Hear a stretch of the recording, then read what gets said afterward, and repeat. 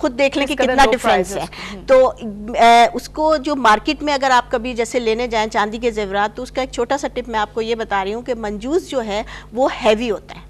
जब आप कोई भी ज्वेलरी उठाएंगी, अपने कान में पहन के देखेंगी, तो वो आपको हैवी लुक आएगा, जबकि चांदी लाइट वेट होती है।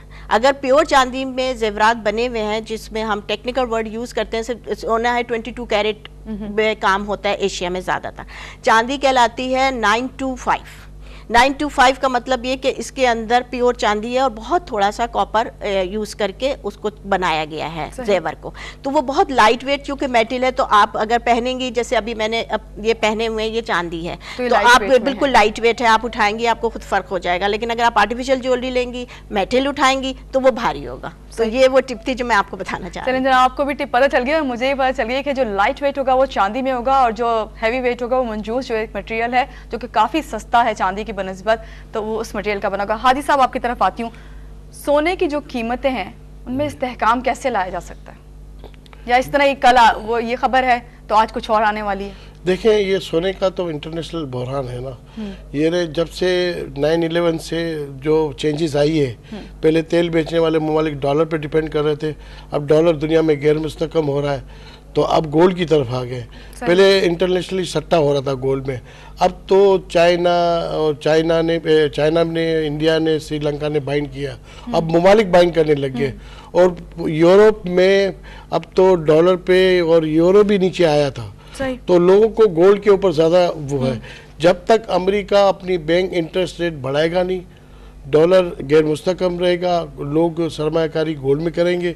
जब सरमायाकारी गोल्ड में हर छोटा बड़ा आदमी सरमायाकारी करेगा तो गोल्ड की प्राइसेस आपकी तरफ जाएगी। तो अब हम अपनी ज़िंदगी में भी हम भी सोच नहीं सकते थे कि 45,000 रुपये तोला सोना हम देखेंगे, जबकि 1400 और $26 $22 चल रहा है। अगर सुनने में आ रहा है कि 1480 हो जाएगा, तो 1480 हो जाएगा तो क्या ये 48,000 50,000 हो जाएगा? तो ये तो अब पाकिस्तान में जो सोना है वो लाइट वेट पहना जाएगा, अब वो या वो हैवी करेंसी के तौर पे इस्तेमाल होगा, जो फाइन गोल्ड जो है। देखने में तो यही आ रहा है कि हैवी करेंसी के तौर पे इस्तेमाल होगा, पहनने का तो अब रहा ही नहीं है कि हम, क्योंकि कराची पाकिस्तान में एक तो अंधेरा है और दूसरी स्ट्रीट क्राइम है। अब बीबी ने कहा कि अब चांदी की जेवरात ऐसे बन रहे हैं गोल्ड प्रेडिट हुआ, तो वो भी सोने की तरफ, वो भी डाकू सोना समझ के रिकॉग्नाइज नहीं कर सकते आपके चांदी के जेवर हैं, गोल्ड के हैं, वो भी डाकू लूट लेते हैं, फिनिशिंग और हाँ बिल्कुल लूट। तो अब ये ब्यूटी पार्लर सेफ नहीं रहा, शादी हाल सेफ नहीं रहे, रक्षा बस घर कोई सेफ नहीं रहा। तो हुकूमत अगर हमारी इस तरफ तवज्जो दे स्ट्रीट क्राइम को, लाइट को, तो पाकिस्तान में ये अंडर कोस्ट गोल्ड है वो भी ख़त्म हो जाएगा, परचेसिंग पावर आ जाएगी। तो आपके थ्रू चैनल को मैं कहूँगा गवर्नमेंट को कि ख़ास तौर पे पाकिस्तान में जो स्ट्रीट क्राइम और जो ये अंधेरा दूर हो जाए, तो खुद ब खुद पाकिस्तान में ये सनत को तबाह की तरफ जा रही है। आज इंडिया हमसे कितना आगे है, जब हमारी एक्सपोर्ट पिछले साल के मुकाबले में इस साल डबल हुई है, तो हमारी एक्सपोर्ट भी डबल हुई है, मगर इस सनत का दर्जा जो है वो ख़त्म हो रहा है। कारीगर हमारे जो है वो ज्वेलरी सोने के बजाय अब चांदी के ऊपर आ गए और दूसरी ज्वेलरी पे आ गए, और बेचारे जिनके पास कुछ नहीं है तो वो रक्षा चलाने पे मजबूर हो गए। तो इस आपके चैनल के थ्रू मैं हुकूमत को कहूँगा कि all Pakistan gem and jeweller development company बनी हुई है और लाखों रुपया इस मुल्क में आया हुआ, वो पैसा कहाँ जा रहा है? उस इंस्टीट्यूट के लगाने के बजाय उनके जेबों में जा रहा है। तो चंद जो नाम निहाद जो डायरेक्टर बने हुए हैं जिनकी कोई हैसियत नहीं है पाकिस्तान में, और वो उसको चला रहे हैं, और इस मुल्क का जो हमें जो ज्वेलर्स बरादरी को कर्जे में डाल रहे हैं। आपने ये बात की कि स्ट्रीट क्राइम्स जो हैं वो बहुत ज़्यादा बढ़े हुए हैं, जिसकी वजह से जो है लोग जाहिर बात है गोल्ड नहीं पहनते, ख़वातीन तो खास तौर से डरती हैं। शादी ब्याह में पहले तो वैसे एक बड़े मजे की बात है, मैं सोचती हूँ कि अब जो है शादी ब्याह में उस तरह से नहीं सुनने में आता कि बारातें जा रही हैं उसे लूट लिया गया, क्योंकि अब ज्वेलरी नहीं पहनी हुई होती किसी ने, सब ये समझते हैं आर्टिफिशियल वेयर किया हुआ। ये चीज़ बहुत कम हो गई है, अब नहीं सुनने में आता कि बस रोक के लूट ली गई, दूसरे शहर जा रही थी। खासतौर से पंजाब साइड्स पे इस तरह की चीज़ें बहुत देखने में आती थी, अभी खत्म हो गई। वैसे अच्छी बात है आर्टिफिशियल पहने, कोई बात नहीं, मगर आर्टिफिशियल भी ऐसी ज्वेलरी बनी है कि वो ज्वेलरी सोने की लग रही है, वो भी डाकू लूट लेते हैं। जी बिल्कुल, तो वो भी काफी। आप मुझे बताएं, आप कितना कमाल रखती है, कितना फन है आपके इस काम के अंदर के वो आर्टिफिशियल ज्वेलरी, चाहे वो आप कह लें कि प्लाटिनियम में आ जाते हैं, या अगर हम चांदी की तरफ आ जाते हैं, या आप ये मजूस की तरफ आ जाती हैं, किस हद तक फन है कि वो वाकई वो आर्टिफिशियल नहीं फील होती? अभी आपने जितनी भी पहनी हुई मेरे ख्याल से आर्टिफिशियल ही है जी, ये सब मगर ये चांदी की है जो ये गोल्ड प्लेटेड जी, ये सब चांदी है मेरे पास जो तो, मैंने इस वक्त पहना हुआ है, ये सब चांदी है, गोल्ड प्लेटेड। क्या आपके पास आते हैं लोग कि हमने शादी के लिए सेट बनाना है? जी बिल्कुल आते हैं, बिल्कुल आते हैं, क्योंकि एक्चुअली मैं आपको बताऊं कि चांदी में फिनिशिंग बिल्कुल वैसे ही आ रही है जैसी गोल्ड में है, क्योंकि हम जो मैं काम कर रही हूँ वो गोल्ड पॉलिश पे नहीं कर रही हूँ, मैं गोल्ड प्लेटेड पे कर रही हूँ। तो जब आप चांदी को गोल्ड प्लेट कर देते हैं, गोल्ड प्लेट का मतलब होता है कि 24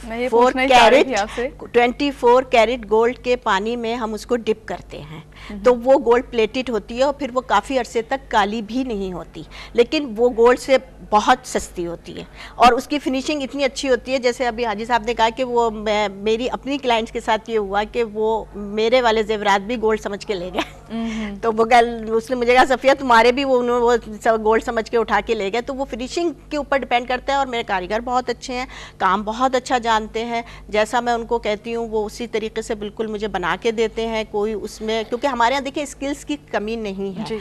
और एक चीज़ और मैं यहाँ पे ऐड करूँगी, क्योंकि आज मुझे मौका मिला है आपके चैनल पे बात करने का, कि गवर्नमेंट ने, मैं चूँकि एक्सपोर्टर हूँ, मेरा एक्सपोर्ट से डायरेक्ट ताल्लुक़ है, लोकल तो मैं बहुत ही कम करती हूँ। तो अभी जो इन्होंने गवर्नमेंट ने एक एग्रीमेंट किया है यूरोप के साथ टेक्सटाइल के ऊपर कि काफ़ी वो फ्री उनको इंपोर्ट करने की सहूलत मिली है, बेनिफिट्स मिले हैं। तो इसके लिए हमारी इंडस्ट्री के लिए कुछ भी नहीं किया जा रहा, जबकि मैं आपको बताऊं regarding the jam stones, Pakistan माशाल्लाह से जैम स्टोन से माला माल है। और अगर वो इसको सही फिनिश करके आगे उसको सहूलतें मिले, स्टोन कटिंग मशीन्स हमें इंपोर्ट करने के लिए सहूलतें मिले, हम उसकी फिनिशिंग, उसकी कटिंग उस हिसाब से करें, तो हम टेक्सटाइल से ज़्यादा ज़र मुबादला कमा के गवर्नमेंट को दे सकते हैं। लेकिन हमें अफसोस के साथ ये कहना पड़ता है कि हमारी इंडस्ट्री को साथ सौतेला सलूक करके हमें एक तरफ से डाला हुआ है। चलें, ये बात भी आपने की और यकीनन जिसने भी सुना होगा आप तक आपकी बात को आगे बढ़ाएगा। हाजी साहब, बात करूँगी, अभी तक आज तक मुझे तो कम से कम समझ नहीं आया कि कितना कैरेट जो होता है उसकी वैल्यू उस लिहाज से बढ़ती है, 24 कैरेट है या 22 है, क्योंकि हमने तो यूरोप में जो हमने इंटरनेशनली देखा है उसमें हमने 10 कैरेट्स और इस तरह भी हमने सुना है। तो है असल ओरिजिनल क्या है? देखें, फाइन टीटी बार जो होती है वो 24 कैरेट होता है और 24 कैरेट का जेवरात बनते नहीं है। हमारे यहाँ अच्छे से अच्छा जो हिंदुस्तान पाकिस्तान में और जो अच्छी जगह पे 22 कैरेट गोल्ड पहना जाता है और अब मिडिल ईस्ट वगैरह में 21 कैरेट भी चल रहा है, अब 18 कैरेट भी चल रहा है। तो हमारे यहाँ पाकिस्तान में परचेसिंग पावर ना होने की वजह से, भाव बढ़ने की वजह से अब 12 कैरेट भी ज्वेलरी बनने लग गई है। 12 कैरेट, मैं कह रहा हूँ 9 कैरेट ज्वेलरी बने, जैसे कि आपने कहा अमेरिका शहर में, मगर इसमें होल मार्किंग होनी चाहिए। मैं इस बीबी ने अब बात की कि हमारी एक्सपोर्ट इतनी कि इंडस्ट्रियल से ज़्यादा, आज हमारे यहाँ आल पाकिस्तान जेम एंड ज्वेलर्स को करोड़ों रुपए पाकिस्तान में आए हैं, मगर वो मशीनें भी इतनी हैं कि आप वो धारे वो ही सांचा बन के आ जाता है और नगीने भी फिक्स हो जाते हैं। मगर क्या है कि वो लोग अपने लोगों को ये सिखा रहे हैं, ये आम लोगों को अवेयरनेस नहीं दे रहे हैं, वरना इंडिया देखे कितना आगे निकल गया। हमारे यहाँ कारीगर की कमी नहीं है, मेहनत करने वाले हैं। अब देखें, इनको भी 4-5 साल से शौक हुआ है और मैं कुछ इनकी बातें सुन के मुझे अच्छा लगा ये कि मंजूस को भी ये बिल्कुल क्लियर बता दिया कि मंजूस किस तरह होता है। तो इस तरह लोगों के जहन बने हुए, अगर ये जो ज्वेलर्स बरादरी ये खुला फोरम कर देना तो चलिए इस पे हम बात करते हैं। हाजी साहब, यहाँ पे वक्त हो गया एक छोटी सी ब्रेक का, ब्रेक के बाद फिर आते हैं और हम बात करते हैं कि ज्वेलर्स बरादरी अब क्या करेगी, जबकि सोने की कीमतें जो हैं उनकी कीमतें जो हैं बढ़ती जा रही हैं, रुझान जो बढ़ता जा रहा है और लोगों की पहुंच से दूर होता जा रहा है। आते हैं ब्रेक के बाद।